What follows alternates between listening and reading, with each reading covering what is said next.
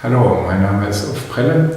Ich bin Solocellist bei den Dresdner Philharmonikern und seit gut 20 Jahren an der Musikhochschule in Dresden als Cellolehrer und Methodiklehrer tätig. Mich hat schon sehr lange interessiert, wie musikalische und körperliche Spannungen, die man da vermeiden kann, auf das Instrument zu übertragen und dass man vermeidet, diese Spannungen in das Spielen hineinzunehmen. Das sind ja Spannungen, die man sehr schwer sehen kann. Wenn ich zum Beispiel deutlich zu stark drücke und dadurch die Hand blockiere, ist das eigentlich kaum zu sehen. Und genauso auch beim Bogen, wenn ich den Bogen sehr fest in die Hand nehme, ist das auch im Grunde genommen von außen, auch für den Pädagogen, kaum sichtbar.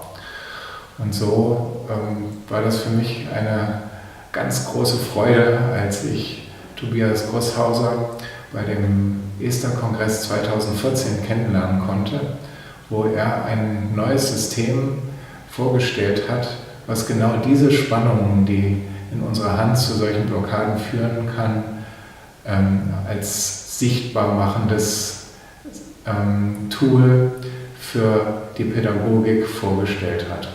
Wir haben jetzt hier schon den Screen laufen für die Bogenhaltung, für die Bogenhand. Und wenn ich hier jetzt ganz leise und ganz leicht streiche und versuche den Bogen so leicht wie möglich anzufassen, dann sieht man, dass der Strich da, der blaue Strich, ganz weit unten ist.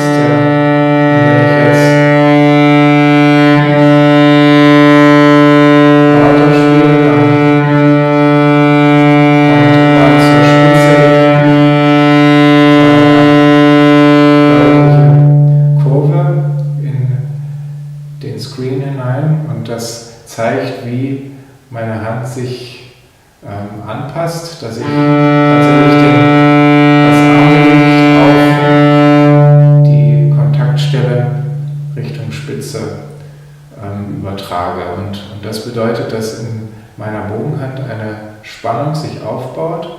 Und jetzt das wirklich Wichtige ist, dass wenn ich jetzt zurück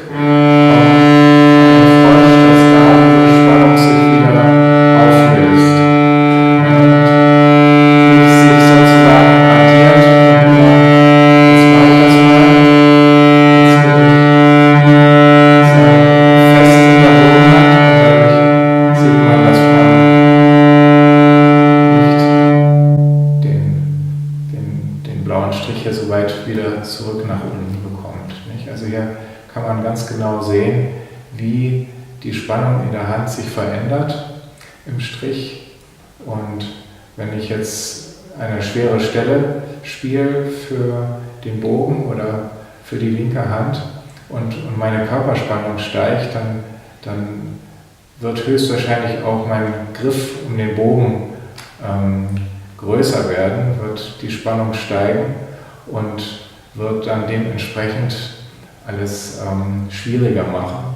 Und jetzt kann man eben auf dieser App in Echtzeit genau verfolgen, wie diese Spannung sich in der Hand immer wieder aufbauen kann und eben auch wieder abbauen sollte.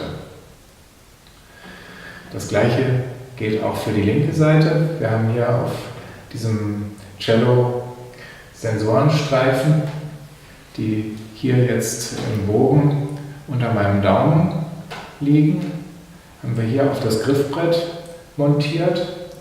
Und wenn man das hier jetzt mal ändert,